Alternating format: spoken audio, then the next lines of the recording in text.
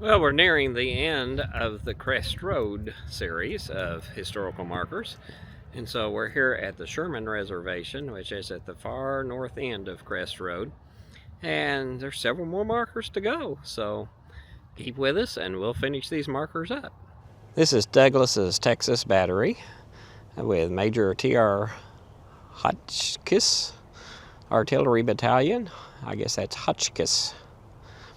The battery took position late in the evening of the 24th on the crest of the detached spur northeast of this point and north of the railroad, where during the repeated assaults of the enemy on the 25th, it rendered effective service by a rapid fire on the left flank of the line storming Tunnel Hill. The battery was reinforced in the afternoon of the 25th by two 12-pounder Napoleons of Swett's battery and retired with its division after dark. No losses reported. Hardee's Corps. Lieutenant General William J. Hardee, November 23rd to 25th, 1863. November 23rd, Cheatham's and Walker's divisions held the left of the Confederate line from Chattanooga Creek to the base of Lookout and the north slope of the mountain. Walker's division was withdrawn from the eastern base of Lookout Mountain to the extreme right of the Army the evening of November 23rd. After the loss of the mountain, Cheatham's division was withdrawn during the night of November 24th to Missionary Ridge and took position on the left of Walker. Before the battle began on the 25th, Hindman's, Cheatham's, and Walker's divisions had prolonged Bragg's line on Missionary Ridge to within 3/4 of a mile of the tunnel. Cheatham's division attacked General Baird's division after it had reached the summit of Missionary Ridge at the left of the Army of the Cumberland's assault, but did not succeed in repulsing it. After dark, the Corps withdrew by the bridges over the Chickamauga. This one's for Barrett's Missouri Battery. One section of the battery under Lieutenant Isaiah Leitner came into position on this ground during the morning and on the appearance of the enemy's advance took an active part with the supporting infantry in driving back the right of the line of attack in its attempted advance across the open fields, and also in forcing him to seek protection behind the swell of the ridge to the right, and finally in the abandonment of his purpose to carry the ridge in this part of the line. After dark, the battery retired with the Army to Chickamauga Station. Casualties, a few men and horses, no guns or equipment. No official report extant. Here's another one of these pillars. I can read the November 25th, 1863. I really can't make out the name on it, though. So it's like maybe Barry, I don't know. And this is Brown's Brigade. This brigade withdrew from the top of Lookout at 7 p.m. November 24th, reaching Tunnel Hill soon after sunrise. The 18th and 26th Tennessee, which held the extreme left 10 miles from the point of Lookout, did not arrive until late in the afternoon. The brigade took position with its left over the tunnel and its right connected with the left of Smith's brigade, occupying this position till near sunset. A heavy skirmish line advanced at times to the Glass House, was hotly engaged during the afternoon and captured 50 prisoners. When the enemy carried Missionary Ridge at the center, the brigade was ordered to move rapidly toward that point and report to General Cheatham. Upon reaching the latter, the brigade was formed on the left of General Walthall's brigade, then in line across the ridge a half-mile south of the tunnel. At this juncture, orders came to retire across the Chickamauga. Casualties: killed 2, wounded 35, missing 13.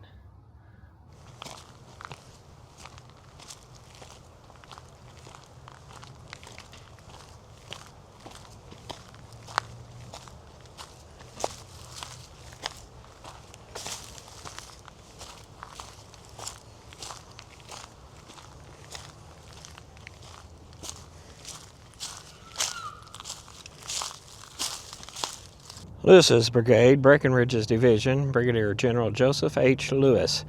The brigade reached this position from near Bragg's headquarters in the early morning of the 25th. The 9th Kentucky occupied an interval in the front line on the right of Smith's brigade.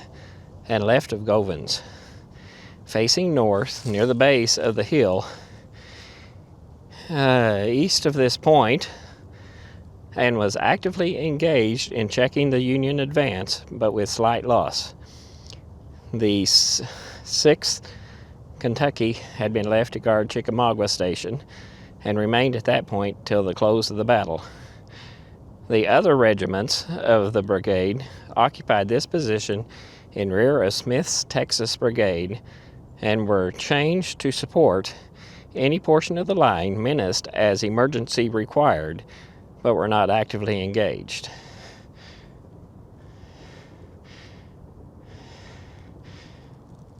Matthies Brigade, Walker's Division, Hardee's Corps, Brigadier General George Maney. This brigade was dispatched with its division the afternoon of November 23rd from the line of earthworks between Chattanooga Creek and Lookout Mountain to Missionary Ridge, where it took position a mile south of the tunnel to observe the enemy's forces, which had captured Orchard Knob. About 2 p.m., November 25th, Matthies Brigade sent the General Hardee, reached Tunnel Hill during the hottest of the fighting, and was posted at this point in rear of Smith's Texas Brigade. The 1st and 27th Tennessee Colonel Field was advanced to the front of the works, and in conjunction with the 2nd, 15th, and 24th Arkansas consolidated, Colonel Warfield of Govins Brigade and the 56th and 36th Georgia of Cumming's Brigade charged the enemy's line, driving them down the western slope and beyond its foot. A return attack was repulsed by the 50th Tennessee and troops of Cleburne's division, capturing several colors and many prisoners. Here's the Union casualties for the Battle of Chattanooga. You see the grand total is 5,824. I think this is probably the same one that we saw at the other park.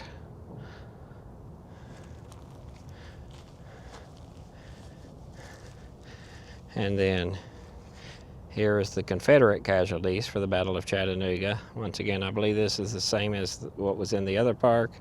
Grand total of 6,667. Here's Calvert's Arkansas Battery. The battery occupied a position over the railroad tunnel during the fighting of the morning, and with its rapid and accurate firing, aided in keeping its front clear of the assaulting lines of the enemy. About noon, by order of General Cleburne, the battery held this position with Lieutenant Key in command of his own and a section of Sweet's battery, without epaulements or other shelter, taking an active part in repulsing the repeated and persistent assaults of the enemy, standing to their post with the enemy nearly at the muzzles of their pieces. General Cleburne says the batteries at this point were bravely fought and did great execution. After dark, the battery with its battalion withdrew unmolested across the Chickamauga.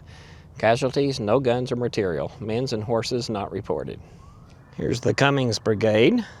About 1 p.m., the regiments of the brigade were sent in succession to General Cleburne's line on Tunnel Hill. Colonel McCollum was killed and Lieutenant Colonel Slaughter wounded in securing position. The position and persistent Union attack, arriving within 25 yards of the artillery, suggested a charge down upon it with a bayonet. This General Cumming, with the approval of General Cleburne, proposed to lead from this position with the 56th Georgia Regiment, supported by the 36th Georgia, 10 paces in rear. In the third attack, in which the 34th and 39th Regiments of the brigade and other troops joined the assaulting column, was driven down the slope and beyond its foot, and several stand of colors and many prisoners were captured. After removing its dead and wounded, the brigade withdrew within the breastworks and soon after was ordered to the left, but finding the ridge carried at the center, retired under orders toward Chickamauga Station. Casualties: killed 17, wounded 156, missing 30. Swett's Mississippi Battery. The battery exceeded 2 guns sent to report to Colonel Govan about noon occupied this position during the day's action. It was repeatedly charged. The enemy once penetrated to within 50 steps of the guns. The artillerymen maintained their position and used canister at short range. Lieutenant H. Shannon was commanding was wounded. The command devolved on Lieutenant Joseph Ashton. In a few minutes, he was mortally wounded. The command then fell on Corporal F. M. Williams. So many non-commissioned officers and men had been killed and disabled in the battery that a detail from the infantry was required to work the guns, casualties not reported. J. A. Smith's brigade. The brigade, being the head of the Cleburne's division, arrived on this ground from a point on the ridge south of Shallow Ford Road at 2:30 p.m. November the 24th. It was ordered to move rapidly and occupy what has since been known as Sherman Heights north of this position. The enemy being found in occupations, General Smith established his line in rifle pits extending from this point northerly along the crest of the ridge. Later, the brigade was withdrawn and formed around this knoll, leaving space at its north point for Swett's battery. Lieutenant H. Shannon commanding to enfilade the former line. Mills' regiment formed the left facing westward, and Granberry's and Taylor's continued the line eastward from the battery. The brigade maintained its lines throughout the desperate fighting of November 25th, repulsing all attacks, losing General Smith and Colonel Mills wounded, capturing 4 battle flags, aiding in the capture of several hundred prisoners, and covering the withdrawal at night.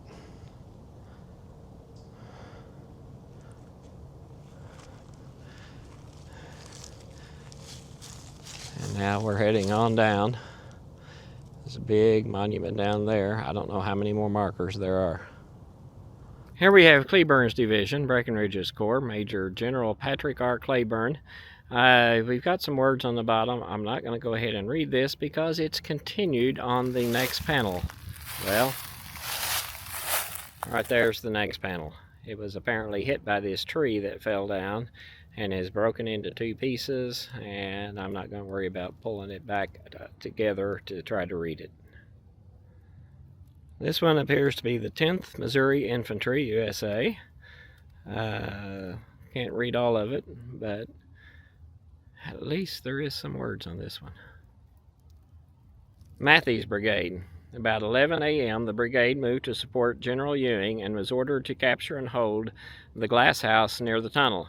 Upon reaching it, it was found on fire. The 93rd Illinois and 26th Missouri soon followed by the rest of the brigade. Next charged up the slope of Tunnel Hill to assist the 27th Pennsylvania and Bushbeck's brigade assaulting there. The lines reached the crest and were there supported by a part of Raum's brigade. All were driven beyond the foot of the hill by a charge on their front and on their right flank. Here we have Bushbeck's brigade.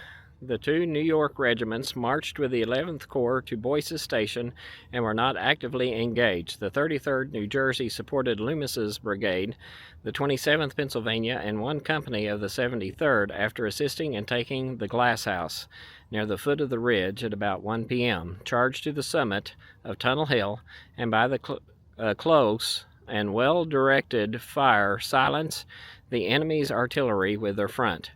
They were soon joined by Matthies Brigade, which formed on the right and left, and after being under fire for 2 hours, were flanked on the right and fell back to the position occupied the night before. The loss of the 27th Pennsylvania was 12 killed, 64 wounded, and 13 missing. And another one of these, this one says 26th Missouri, USA, on this something or other, November 26, 1863. At least some of the letters are legible on this one. Here's the next Illinois one, buried down in these trees. It's for the, looks like 93rd Infantry, 3rd Brigade, Matthies, 2nd Division, John E. something, and 17th Army Corps, McPherson. Here's another one of these. This one says Battery, maybe 1st Missouri. Something about 1,200 yards, USA.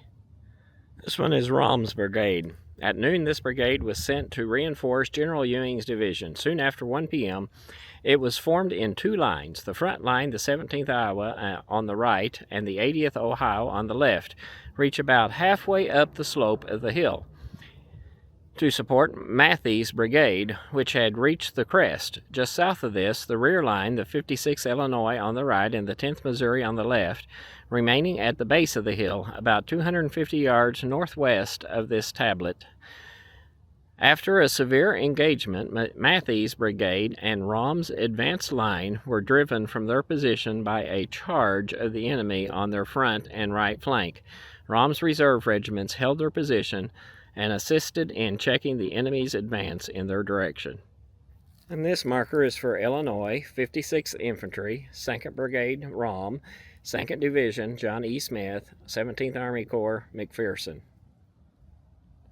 This marker is the 80th Ohio Infantry, Raum's Brigade, J. E. Smith Division, 17th Corps, Lieutenant Colonel Prin Metham, November 25th, 1863.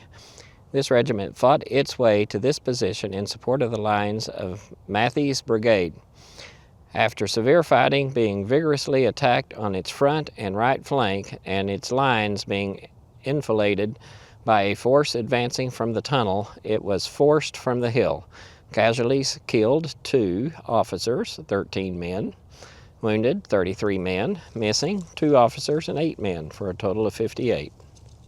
Here's the 46th Ohio Infantry, Corse's Brigade, H. Ewing's Division, 15th Corps, Colonel Charles C. Walcott, November 25th, 1863. This regiment, with its brigade, moved down the slope of the hill next north of this position early in the morning of the 25th, being exposed to a plunging fire of artillery and musketry. Reaching the crest, it charged upon the works in front of this position, finally withdrawing to the edge of the crest, in the rear, from which it continued to fight until withdrawn toward the close of the afternoon. Casualties: killed was 1 officer and 3 men. Wounded were 4 officers and 30 men. Missing 1 man, for a total of 41. All right, this marker is the 30th Ohio Infantry. This is Lightburn's Brigade, Colonel Theodore Jones. Killed was 5, wounded was 30. I just want to show you where some of these markers are located. I'm literally out in the woods to locate this marker. Lightburn's Brigade, Morgan L. Smith's Division, 15th Corps, Brigadier General Joseph A. J. Lightburn.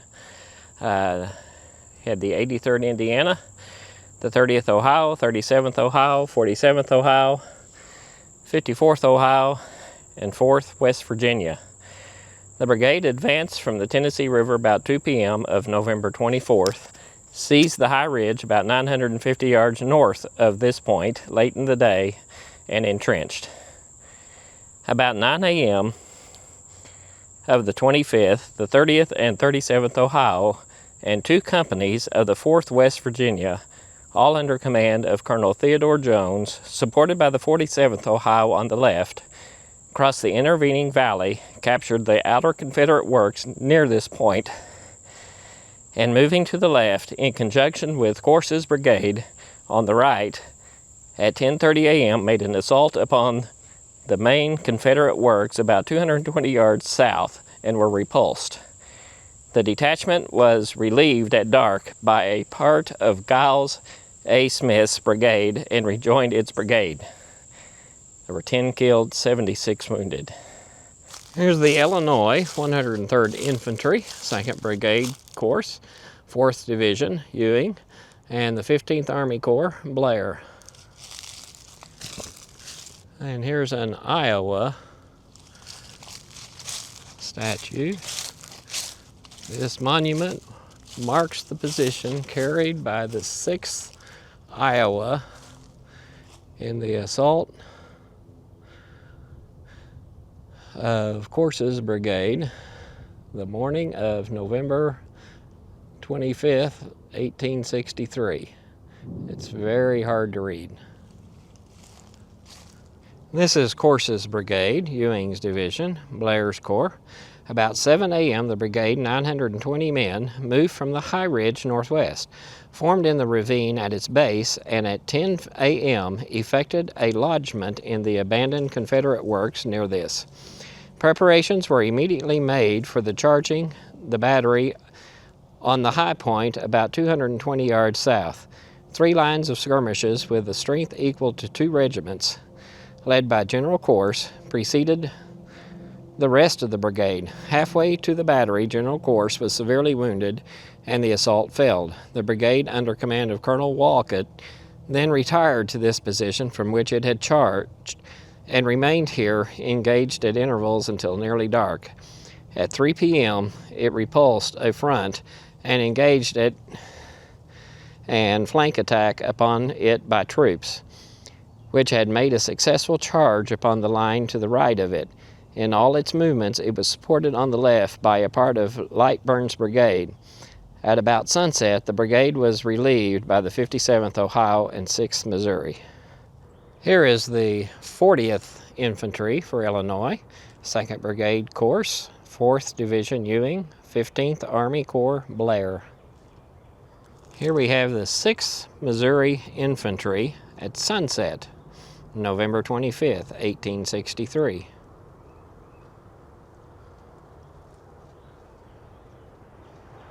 Well, we're about to finish up the Crest Road historical markers, and so I hope you've enjoyed these. Let me know what you've liked about the series, and like, subscribe, and we'll see you in a future episode.